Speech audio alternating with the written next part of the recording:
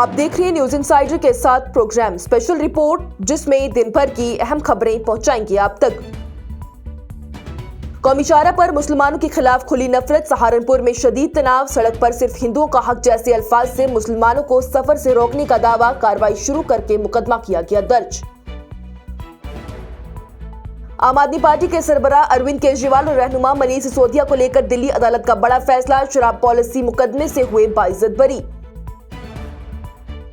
हापुड़ में मिलावटशुदा मिठाई कचरे के डब्बे से निकालकर घर ले जा रहे लोग, FSSAI की रेड में मिलावटी पाए जाने पर कचरे में फेंकी गई थी मिठाई। PDP सरबराह महबूबा मुफ्ती का अरविंद केजरीवाल और दीगर रहनुमाओं के हवाले से फैसला पर रद्दे अमल, तहकीकाती इदारों के सियासी इस्तेमाल को कानून और इंसाफ के लिए खतरनाक दिया करार। MLA कुलगाम मोहम्मद यूसुफ तारिगामी ने इंडो US ट्रेड डील को कश्मीर के सेब बागबानों के लिए बड़ा खतरा दिया करार, बोले अमेरिका से सस्ते सेब आने का फैसला कश्मीर के बागबानों में तशवीश पैदा कर रहा। और पाकिस्तान के हवाई हमले के बाद काबुल का जवाबी वार, दोनों ममालिक के दरमियान खुली जंग का ऐलान और सरहद पर संगीन सूरत-ए-हाल। इस प्रोग्राम को आप तक पहुंचाने में हमारे साथ ताउन किया है ग्लोबल इनोवेशंस कंसल्टेंसी ने, जो कि तालीम के लिए वादी का भरोसेमंद ब्रांड है। स्टार हॉस्पिटल सनत नगर श्रीनगर ने, जहां दुनिया के बेहतरीन डॉक्टर्स हर मर्ज का शिफा बख्श इलाज करते हैं। उत्तराखंड और उत्तर प्रदेश की सरहद पर कौमी शाहराह पर 26 फरवरी की रात एक इंतहाई तशवीशनाक वाकया पेश आया है। दानी बाजूद की तंजीम हिंदू रक्षा दल के कारकुनों ने दीवारनुमा ढांचे पर स्प्रे से लिखा, मुसलमानों के लिए ये रोड नहीं। इब्तिदा में इस खबर को गाजियाबाद जिले से जोड़ा जा रहा था, लेकिन बाद में मालूम हुआ कि ये वाकया दिल्ली देहरादून शाहराह पर सहारनपुर के करीब पेश आया है। ये वायरल शुदा वीडियो, उसमें 2 खवातीन दिखाई देती हैं जो कि ये जुमला लिख रही थी, जबकि बाकी अफराद जय श्री राम के नारे लगाते हुए और पूरे मंजर को रिकॉर्ड करते हुए नजर आते हैं। ये वीडियो सोशल मीडिया पर तेज रफ्तार से फैला दी गई और कई लोगों ने इसे फिरका वाराना नफरत और तनाव भड़काने की कोशिश करार दिया। सहारनपुर के इजाफी अफसर ट्रैफिक शैलेंद्र कुमार श्रीवास्तव ने मीडिया से गुफ्तगू करते हुए बताया है कि वीडियो की बुनियाद पर मुकदमा दर्ज कर लिया गया और लिखी गई इबरत भी मिटा दी गई है। उनका यह भी कहना है कि तहकीकात जारी है और हकाइक सामने आने के बाद ही मजीद मालूमात दी जाएगी। इलाके में अमन और अमान बरकरार रखने के लिए इजाफी नफरी तैनात कर दी गई है और गश्त बढ़ा दी गई है। इस वाक़े की जिम्मेदारी हिंदू रक्षा दल के सरबराह भूपेंद्र चौधरी, जो कि पिंकी भैया के नाम से भी मशहूर है, उन्होंने कबूल की है। उन्होंने समाजी जरिए पर वीडियो शेयर करते हुए कहा कि उनके कारकुनों ने ठीक काम किया है और दावा किया कि शाहराहें सिर्फ हिंदू के कार से बनती है। उनका ये बयान सामने आया कि मुसलमान कौमी शाहराह पर सफर नहीं कर सकते। इस बयान के बाद से सियासी और समाजी हलकों में शदीद तनकीद और बेचैनी पैदा हो गई है, जबकि इंतजामिया सूरत हाल पर नजर रखे हुए हैं। सभी भाइयों को जय श्री राम। सभी भाइयों को एक बात बतानी चाहता हूं, दिल्ली देहरादून हाईवे जो बना है उस पर हमारे कार्यकर्ताओं ने लिखा है कि मुसलमानों के लिए सड़कें नहीं है, और उन्होंने बिल्कुल ठीक लिखा है। आपको ये जानकारी होनी चाहिए कि इस देश में कितने प्रतिशत मुसलमान हैं और कितना वो टैक्स दे रहे हैं। और आपको एक बात बता रहा हूं, और भारत सरकार को भी ये चिंता करनी चाहिए कि हमारे टैक्स का दिया हुआ पैसा, सारा लाभ ये लोग प्राप्त कर रहे हैं। जितनी भी सरकारी सुविधाएं हैं उनका लाभ ये जिहादी उठा रहे हैं।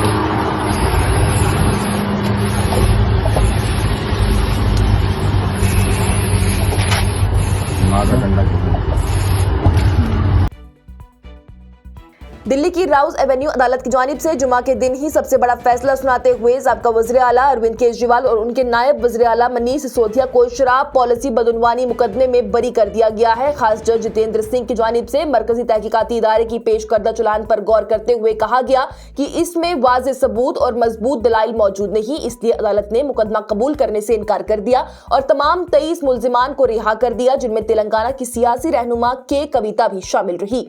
फैसला सुनाते ही अरविंद केजरीवाल सहाफियों के सामने जज्बाती हो गए और आंसुओं के साथ कहा कि यह आजाद हिंदुस्तान की तारीख की सबसे बड़ी सियासी साजिश थी। उनका यह कहना है कि उन्हें और उनकी जमात को सियासत से खत्म करने के लिए झूठा मुकदमा तैयार किया गया। उन्होंने दावा किया कि अदालत ने साबित कर दिया कि वो और मनीष सिसोदिया ईमानदार हैं और सच की जीत हुई है। केजरीवाल की जानिब से कहा गया कि उन्हें बगैर मजबूत सबूत की गिरफ्तार करके जेल भेज दिया गया, जो कि कानून की रूह के खिलाफ था। अदालत ने अपने हुक्म में यह भी कहा है कि चलान में कई खामियां थी, आपस के ताजा अफराद और ऐसे बयानात थे जो कि गवाहों से तस्दीकशुदा नहीं थे। जज ने यह भी कहा कि किसी बड़ी साजिश या फिर जुर्माने का इरादे से कोई भी वाज़ेह सबूत पेश नहीं किया गया। उनने ये भी कहा है कि सिर्फ इकरारी गवाहों के बयानात से खाली जगह पुर करना काफी नहीं होता जब तक के मजबूत और बराह रास्त सबूत ना हो।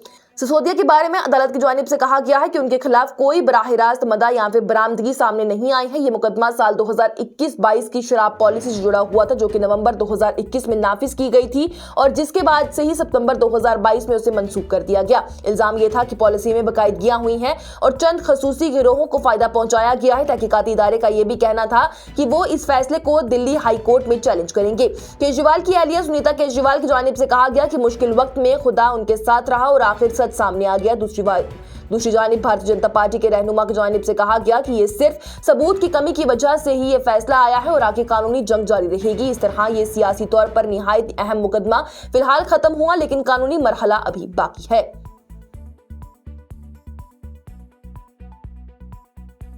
केजरीवाल भ्रष्ट है। केजरीवाल हो रहा है यार, तू कहाँ? पिछले कुछ सालों से भारतीय जनता पार्टी जिस तरह से शराब घोटाला कर रही थी और हमारे ऊपर आरोप लगा रही थी, आज कोर्ट ने सारे आरोप खारिज कर दिए और जितने भी एक्यूज्ड थे सबको डिस्चार्ज कर दिया। हम हमेशा कहते थे सत्य की जीत होती है। हमें भारतीय न्याय प्रणाली पे भरोसा है। मैं जज साहब का बहुत बहुत शुक्रिया अदा करता हूं जिन्होंने हमारे साथ न्याय किया। उत्तर प्रदेश के शहर हापुड़ से एक हैरत अंगेज वाकया सामने आया है जहां पर गिजाई महफूजगी इदारे यानी फूड सेफ्टी डिपार्टमेंट की जानिब से उसके अफसरों ने होली से पहले 3 मार्च को मिठाई की दुकानों पर छापे मारे। मीनाक्षी रोड और दीगर इलाकों में की गई इस कार्रवाई के दौरान मशकूक और मिलावटशुदा मिठाई जब्त की गई और उसे नगर पालिका के सब्ज रंग के कचरे के डब्बे में फेंकने का हुक्म दे दिया गया। इदारे का मकसद अवाम को गैर महफूज खाने से बचाने का था लेकिन बाद में जो मंजर सामने आया उसने सबको हिला कर रख दिया। वीडियो में देखा जा रहा है कि जब अफसर वहां से चले गए तो चंद मकामी अफराद रात के वक्त उसी भरे हुए कचरे के डब्बे के पास जमा हो गए और फेंकी हुई मिठाई को निकाल कर घर ले जाने लगे। एक शख्स डब्बे से डब्बा निकाल कर लोगों में तकसीम करता नजर आया। इस मंजर ने सेहत के हवाले से संगीन सवालात खड़े कर दिए क्योंकि मिलावटशुदा मिठाई न सिर्फ बीमारियों का सबब बन सकती है बल्कि कचरे में फेंके जाने के बाद मजीद आलूदा हो जाती है। इस वाक़े के बाद से समाजी जिम्मेदारी, गुर्बत और इदारों की लापरवाही पर भी बहस शुरू हो गई है। लोगों का यह भी कहना है कि जब्तशुदा और मिलावटशुदा अशिया को खुलेआम कचरे में फेंकने के बजाय जलाकर या फिर किसी महफूज तरीके से जाया किया जाना चाहिए था ताकि कोई शख्स उसे दोबारा इस्तेमाल ना कर सके। ये वाकया सिर्फ खाने की महफूजगी का मसला नहीं बल्कि शहरी निजाम और अवामी शौर का भी एक बड़ा सवाल खड़ा करता है।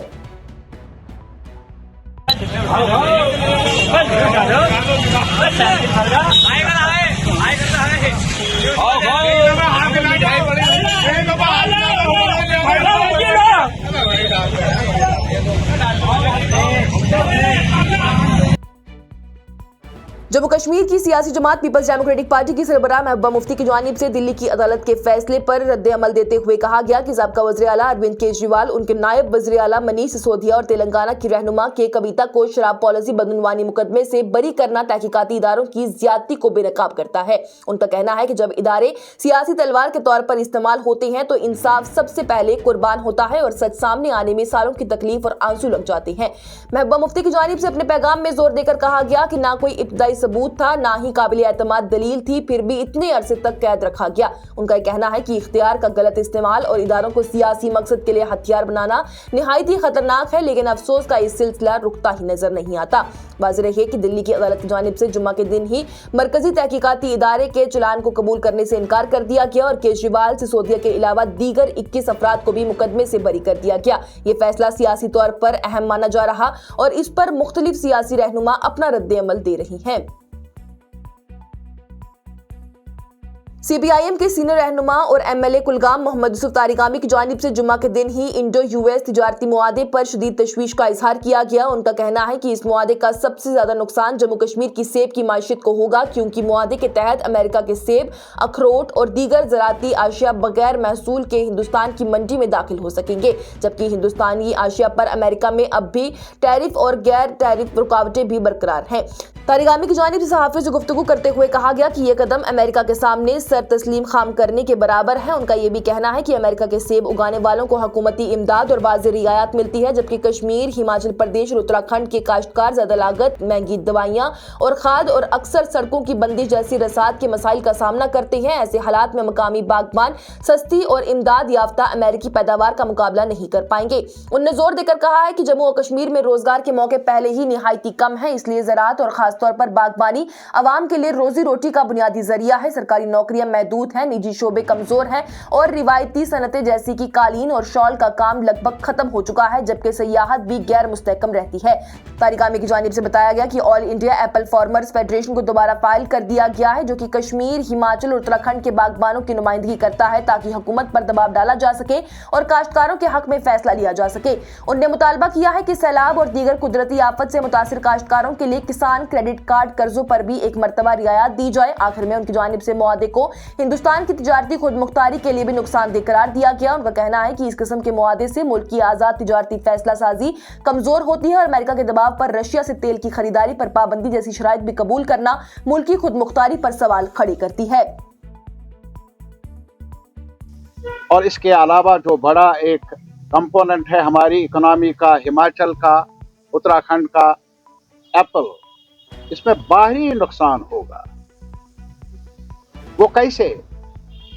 आपको मालूम होगा, जहां तक अमेरिका का ताल्लुक है, वो बहुत ज्यादा सब्सिडी दे रहे हैं एप्पल प्रोड्यूसर्स को अमेरिका में। और हमारे मुल्क में जहां तक ताल्लुक है, कश्मीर, उत्तराखंड हो या हिमाचल हो, कोई सब्सिडी मिलती नहीं, बल्कि जो खर्च आता है एप्पल प्रोडक्शन में वो बहुत ज्यादा है। पेस्टिसाइड्स बहुत महंगे हैं, खाद ज्यादा महंगी है, और फिर वैसे भी मामूल के हालात में भी हमारे एप्पल को कई रुकावटों का सामना करना पड़ा। रुकावटें आई, कभी रास्ता बंद हो जाता है, कभी बारिशें होती हैं, पत्ते गिर जाते हैं, तो ये सब कुछ हो रहा है। लेकिन आज जो मैं आपको बताने जा रहा हूं वो ये है कि एप्पल खसारे में रहेगा बड़े पैमाने पर इस ट्रेड की वजह से। और पाकिस्तान और अफगानिस्तान के दरमियान सरहदी झड़पें जुमा के दिन शदीद हो गई, जब पाकिस्तान ने काबुल, कंधार और पक्तिका के चंद इलाकों में हवाई हमले किए हैं और इसके बाद इस्लामाबाद ने काबुल के खिलाफ खुली जंग का ऐलान कर दिया। पाकिस्तान के दिफाई वजीर ख्वाजा आसिफ की जानिब से अपने पैगाम में कहा गया कि नेटो अफवाज के इनखला के बाद ही उम्मीद थी कि अफगानिस्तान में अमन कायम होगा और तालिबान हुकूमत अपने अवाम और खित्ते के अमन पर तवज्जो देगी, लेकिन उनके मुताबिक अफगानिस्तान में दहशतगर्द जमा किए गए हैं और दहशतगर्दी को बाहर भेजा गया है। उन्होंने इल्जाम लगाया है कि बुनियादी इंसानी हकूक, खासतौर पर खवातीन के हकूक छीन लिए गए। उनका यह भी कहना है कि हमारा सब्र का पैमाना लबरेज हो चुका है और अब खुली जंग है। उन्होंने सख्त अल्फाज इस्तेमाल करते हुए कहा है कि पाकिस्तान की फौज हमसाया मुल्क को अच्छी तरह जानती है। इसके जवाब में अफगानिस्तान के तर्जुमान ज़बीहुल्लाह मुजाहिद की जानिब से पाकिस्तानी फौज के हमलों को बुज़दिलाना करार दिया गया और कहा गया काबुल, कंधार और पक्तिका में हवाई हमले किए गए, लेकिन खुशकिस्मती से किसी जानी नुकसान की इत्तला नहीं मिली। तनाव का मरकज दुरांद लाइन है, जो कि 19वीं सदी में ब्रिटिश हुकूमत ने सरहद के तौर पर मुकर्रर की थी और जो आज भी दोनों ममालिक के दरमियान इख्तिलाफ का सबब बनी हुई है। अफगानिस्तान की वजारत दिफा की जानिब से दावा किया गया कि 9 रमजान की रात 26 फरवरी को पाकिस्तानी फौज की जानिब से सरहद की खिलाफ वर्जी और अफगान इलाके में खवातीन और बच्चों की हलाकत के बाद जवाबी कार्रवाई की गई थी। इस कार्रवाई में 55 पाकिस्तानी फौजी हलाक हुए, 2 अड्डे और 19 चौकियां कब्जे में ली गई। दूसरी जानिब से पाकिस्तान ने गजब लिल हक नाम से कार्रवाई शुरू कर दी है, उसका ऐलान कर दिया। वज़ीर आज़म के तर्जुमान मुशर्रफ ज़ैदी की जानिब से दावा किया गया कि 133 अफगान तालिबान जंगजू हलाक हुए हैं, 200 से ज़ायद जख्मी हुए, जबकि 27 तालिबान चौकियां तबाह हुई और 9 पर कब्जा कर लिया गया। इस तरह दोनों हमसाया ममालिक के दरमियान सूरत हाल निहायती संगीन हो चुकी है और खित्ते में बेचैनी बढ़ गई है। अल्लाहु अकबर, अल्लाहु अकबर कबीर, अल्लाहु अकबर।